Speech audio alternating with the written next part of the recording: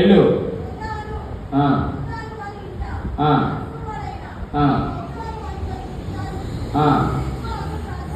ఇదిగో అతడు అప్పుడు దాకా ఏం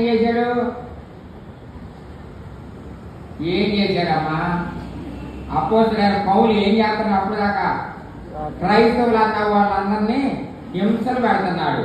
హింసలు పెట్టడానికే బయలుదేరాడు.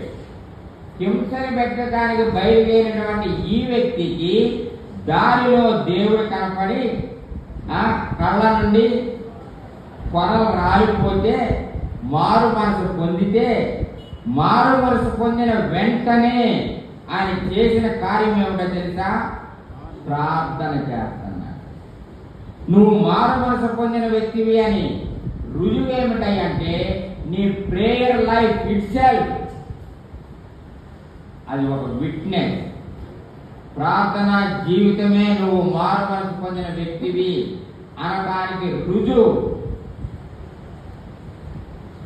వీళ్ళరా మనం అన్ని చేస్తాం ఎక్సెప్ట్ ప్రేయర్.